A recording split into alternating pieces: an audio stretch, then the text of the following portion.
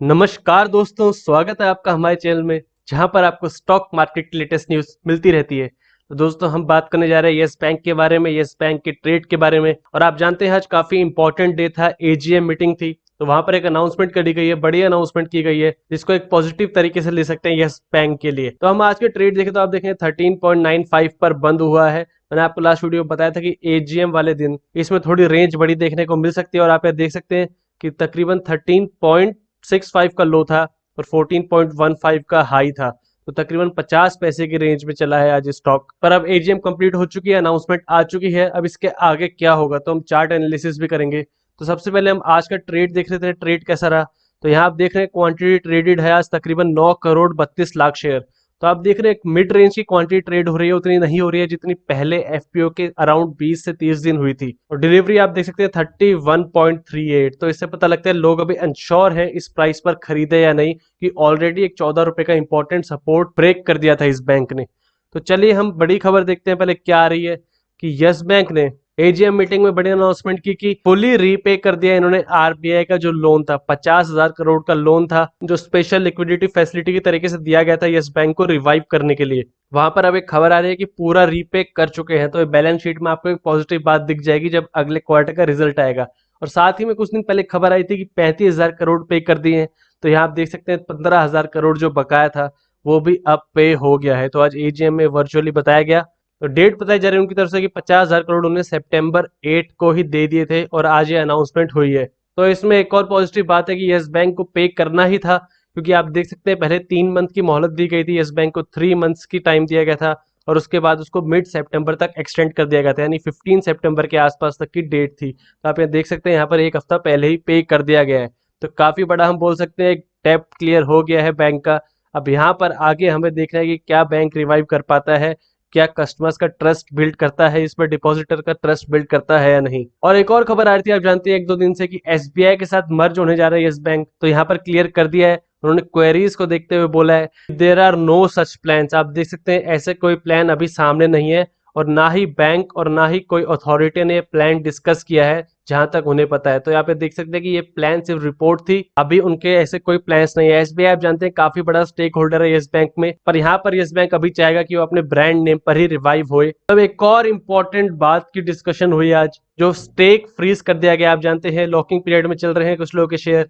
तो यहाँ पर क्या बताया गया एमडी और सीईओ प्रशांत कुमार की तरफ से, उन्होंने कहा कि ये जो डिसीजन था, जो अगले 3 साल के लिए फ्रीज कर दिए गए शेयर, वो larger interest of share holders था। ये डिसीजन से कुछ परेशानी हो सकती है शेयर होल्डर्स को, पर उनके लार्जर इंटरेस्ट के लिए, उनके बड़े फायदे के लिए ये डिसीजन लिया गया था। तो उनकी तरफ से आप देख रहे हैं कि उन्हें ऐसा लग रहा है कि उन्हें भरोसा है बैंक रिवाइव हो जाएगा और वहां पर शेयर होल्डर्स को जो नुकसान हुआ है वहां पर बड़ी भरपाई हो जाएगी। आप जानते हैं 3 साल के समय में तो हमें क्लियर हो ही जाएगा। 3 साल के हम 2 क्वार्टर की बात करते हैं, जब नॉर्मली बात करते हैं कि 2 क्वार्टर के अंदर जब सारे बैंकिंग सिस्टम रिवाइव करना शुरू हो जाएगा तब हमें क्लियर होने लग जाएगा ये बैंक की प्रोग्रेस कितनी है। तो यहाँ पर 3 साल तो काफी लंबा टाइम है, वहां पर तो एक अच्छा बेस बन जाएगा, पर वो तो बात की बात है। चलिए दोस्तों आगे देखते हैं। और एक और पॉजिटिव बात जो उनकी तरफ से कही गई कि बैंक अपनी जो कॉस्ट है, एक्सपेंसेस है, वो 20% तक डाउन ले आया है फर्स्ट क्वार्टर में। और वहीं पर एक कंसल्टेंट अपॉइंट हो चुके हैं मीडियम और लॉन्ग टर्म के कॉस्ट मेजर्स को चेक में रखने के लिए। तो आप देख सकते हैं बैंक का तरीका अभी ये है कि खर्चा कम किया जाए, इनकी फाइनेंशियल रिपोर्ट में थोड़ी पॉजिटिविटी आए। और यहाँ पर उनकी तरफ से बताया गया कि जो वर्चुअल एजीएम है, यानी आप जानते हैं कोविड सिचुएशन को लेकर एजीएम वर्चुअल तरीके से हो रही है मोस्टली। तो यहाँ पर बता रहे हैं उन्होंने तकरीबन 90 लाख तो इसमें ही बचा लिए हैं। या उनकी तरफ से बोला गया कि 1 करोड़ रुपीज लगते हैं उनको एजीएम में। लास्ट ईयर जब फिजिकल एजीएम थी तो 1 करोड़ रुपीज लगे थे और यहाँ पर अब सिर्फ 10 लाख की खर्चा हुआ है। तो देख सकते हैं 90 लाख तो यहाँ बचा लिए बैंक ने। ठीक है दोस्तों, ये तो काफी स्मॉल परसेंटेज होगा। और इंपॉर्टेंट बात कही गई है बैड लोन्स को लेकर। बैड लोन्स जिनकी वजह से यस बैंक में प्रॉब्लम शुरू हुई थी, बैंक ने बहुत सारी वैल्यू अपनी गवा दी थी। यहाँ बताया जा रहा है कि एक डेडिकेटेड टीम ऑफ 80 पीपल, यानी 80 लोगों की टीम है, वो बैड लोन्स को रिकवरी के लिए लगी हुई है। और वो उम्मीद कर रहे हैं कि सब्सटेंशियल पोर्शन, यानी काफी हद तक जो लोन्स की अमाउंट है वो रिकवर हो जाएगी अगले 2 से 3 साल में। वही हमारा टारगेट भी था कि इस बैंक को आप मीडियम से लॉन्ग टर्म के लिए होल्ड करें, अगर आप सही में एक लंबी रेंज के रिजल्ट देखना चाहते हैं तो यहाँ पर उनकी तरफ से बताया जा रहा है कि जो एनपीएस से उनको नुकसान हुआ था, टोटल भरपाई उनमें 2 से 3 साल लगेंगे। पर यहाँ पर आप देख सकते हैं कि 2 क्वार्टर के अंदर भी हमें इन बुक की 10 से 15% रिपेमेंट देखने को मिल गई। तो हमें लगेगा कि ये नंबर जो बताया जा रहा है काफी हद तक सही ठहरेगा 2 से 3 साल का। और लॉन्ग टर्म गोल्स आप देख सकते हैं, अगर आप लॉन्ग टर्म इन्वेस्टर हैं इसमें तो लॉन्ग टर्म गोल जाना जरूरी है। बैलेंस शीट का साइज बढ़ाना चाह रहे हैं और उसमें उनका टारगेट है डिपॉजिट बेस को डबल करना अगले फाइनेंशियल ईयर तक, और वहीं पर वो लोन बुक को इंक्रीज करना चाहते हैं 10% का इसी फाइनेंशियल ईयर में। तो आप देखते हैं डिपॉजिट बेस को ये अभी नेक्स्ट फाइनेंशियल ईयर तक बढ़ाना चाह रहे हैं, और वहीं पर इस साल तक के एंड का टारगेट है 10% तक बढ़ाना लोन बुक को, और वहीं नेक्स्ट फाइनेंशियल ईयर में 20% तक कर देना है लोन बुक को।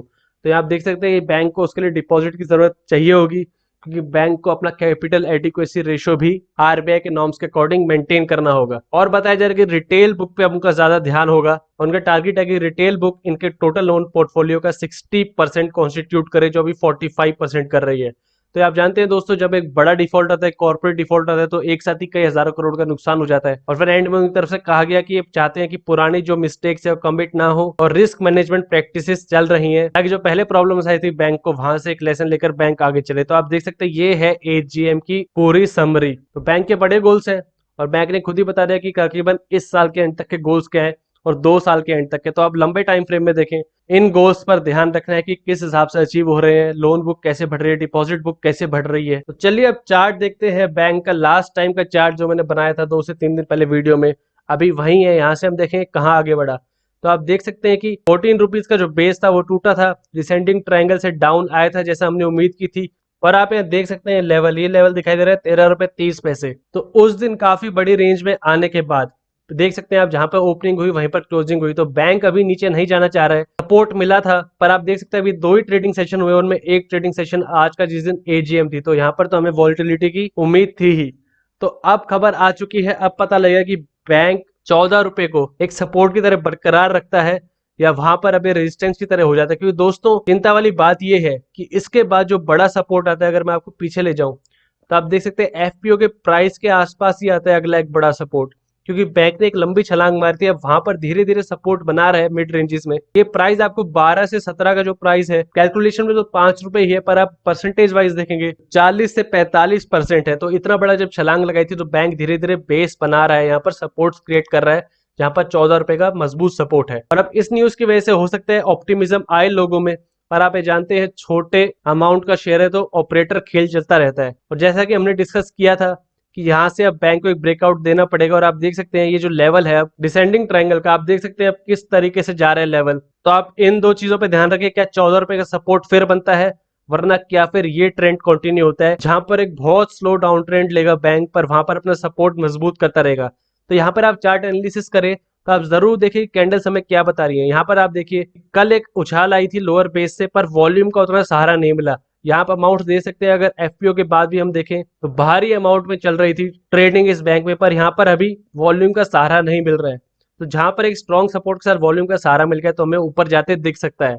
पर दोस्तों मैं आपसे हमेशा कहता हूँ कि इसमें मिड रेंज से लॉन्ग टर्म के लिए ही बनिए, और वहां पर फाइनेंशियल रिजल्ट्स जो है अब वही एक स्ट्रॉन्ग सपोर्ट बनाकर देंगे। तो आप देख सकते हैं आपको किन लेवल्स पर ध्यान देना है।